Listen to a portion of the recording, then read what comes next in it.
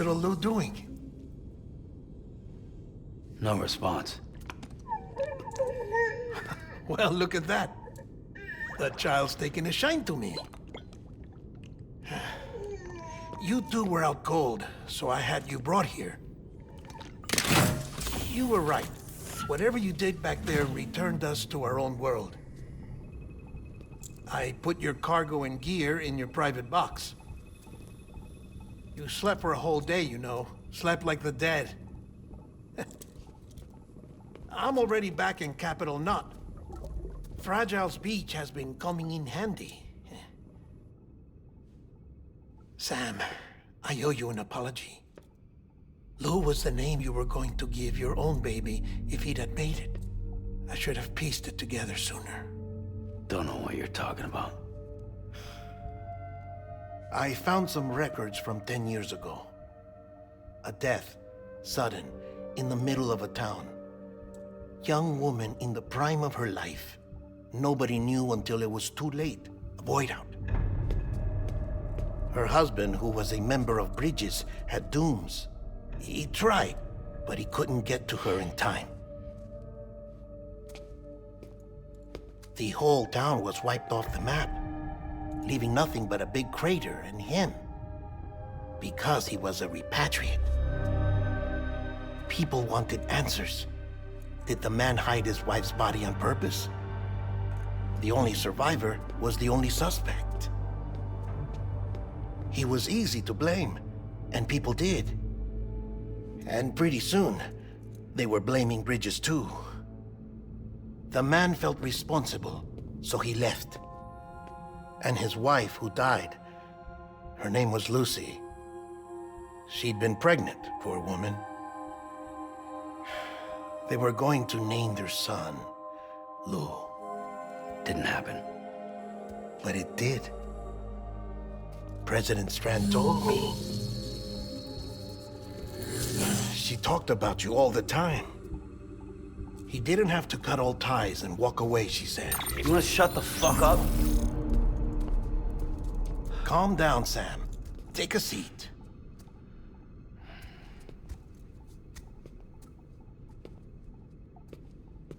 I told you before about my body. 70% harvested from cadavers. Do you want to know the real reason why? Because the story you've heard is one I made up. The truth is, I'm Frankenstein's monster. Artificial, grown from pluripotent stem cells. And when that vital spark didn't manifest in all my organs, they replaced the defective ones with those of the dead. I never had a birthday. I'm a soulless meat puppet. No ka, a dead man. People born the traditional way have beaches. You have one. BB too. But I have no such connections. No mother, no afterlife, no beach. You see now why I'm so obsessed with it all? Why I joined Bridges? The battlefield. Now that was an awful beach. But strangely, I didn't hate it, because I knew you were coming for me. I've never felt that before. Connected to someone, anyone. You didn't have to cut all ties and walk away. The president was right about that much. Wasn't anything to walk away from. It's not like I was ever welcome there. Come on, even I was welcome. Oh, that. You were holding it. It's an old dog tag, US issue. Wasn't easy prying it out of your hand. Clifford Unger, as you can see. I looked him up in our database. Found a match. He was US Army Special Forces. Fought in Kosovo, Iraq, Afghanistan. That's him. Well, that's all I've managed to dig up so far. You must be caked in chiral matter from the battlefield. Time for a shower, I'd say. Oh, I won't be joining you this time. The Die Hardman issue is no longer a concern. I've seen to it that our conversations won't be recorded.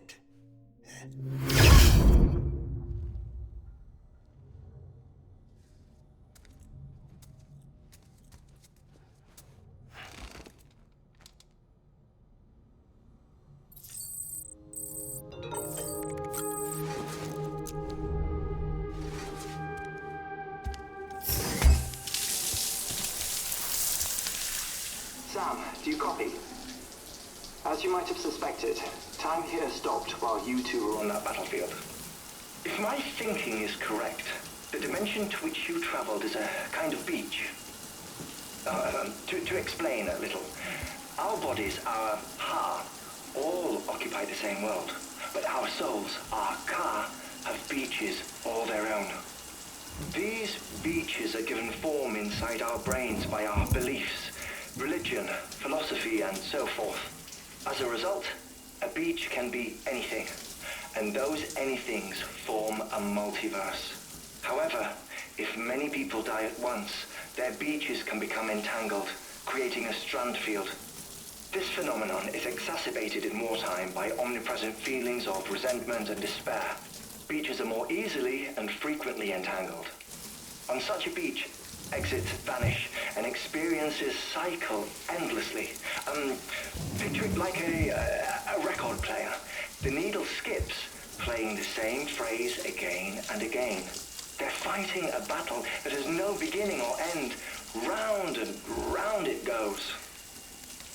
Now, the battlefield you visited was in Eastern Europe in World War II. Which is strange, given that the man you encountered, Clifford Unger, played no part in that conflict. I can't explain it, but if you can connect me to the chiral network, who knows what we might discover. EX grenade number 0.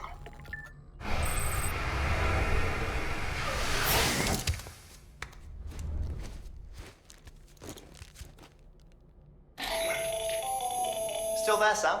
If so, I have a request. When you're ready, head upstairs to the delivery terminal.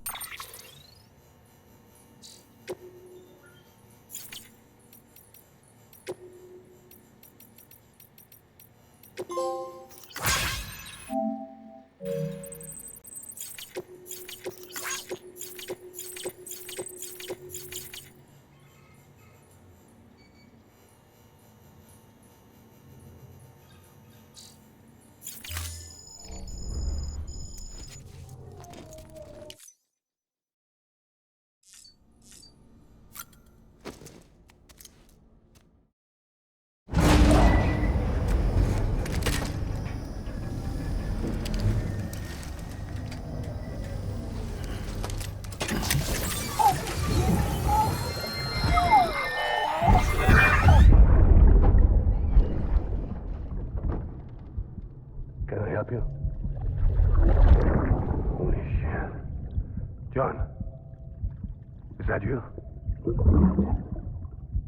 What are you doing here? My wife's checked in. They don't want to repeat of last year.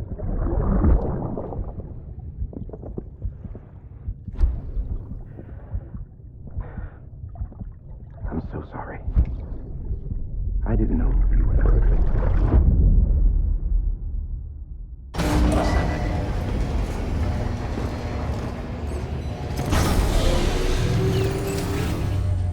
scan. Scanning bridges ID. Verifying ID. Clear. All weapons will remain locked until departure. All clear. Welcome, Sam Porter Bridges.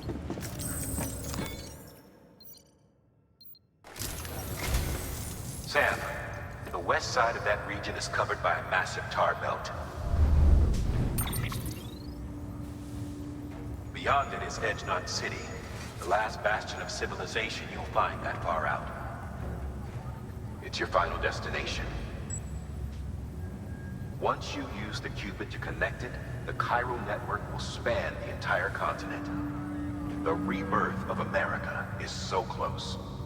And remember, that's where Amelie is being held captive. We need you to bring her home safely. But before you cross the tar belt, there's one more knot we need you to tie. Hartman will help you get it done.